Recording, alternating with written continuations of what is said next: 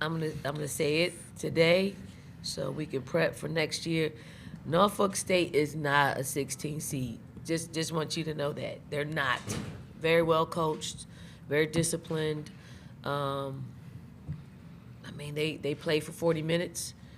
They run some great stuff, and I mean, if it wasn't for the way we play defense, they would probably given us a lot of troubles considering how we did not shoot the ball well outside of the first quarter. Donald, in the second quarter, Norfolk State turned a couple of turnovers into 5 points. You call it timeout.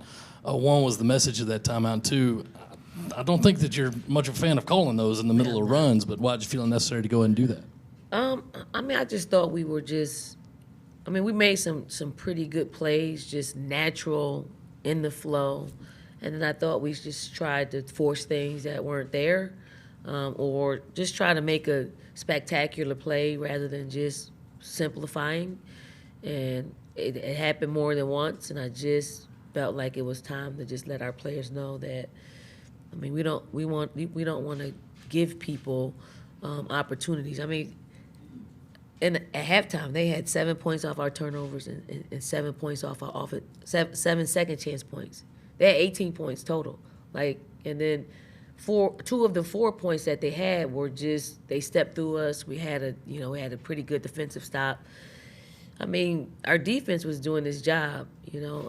Our offense was killing us, and our inability to control the boards in the first half. So, I mean, those are things that we are really good at. I mean, and discipline, and we weren't that at that time. Emily? Ashlyn and Sanaya both played some pretty significant minutes tonight. Just what did you see from the two of them that you liked, that you wanted to keep going?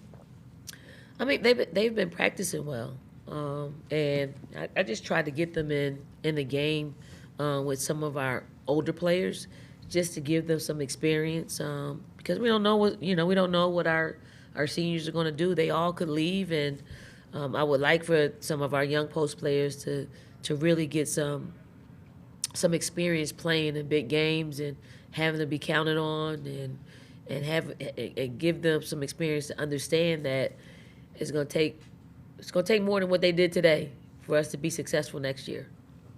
Al? Some of the players in the locker room were saying they felt like rust was an issue, especially in that first half. Did you notice rust, and how do you go about trying to knock that off in the middle of a game? I mean, we weren't rusty when we practiced. We were probably game rusty, but I think Norfolk State had a lot to do with it. They challenged us. They forced us to play a certain way and to maintain a certain level of discipline. And if we didn't, they made us pay for it. So I think we won the game with our talent. I do think we won the game with our talent.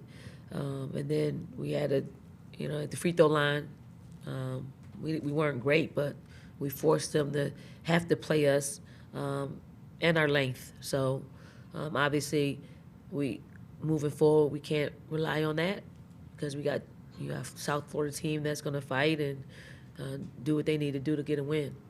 Pete? Don, what do you think has to happen in order to get that engaged? Is it just a good practice tomorrow, good strong practice tomorrow, get everybody focused again for Sunday?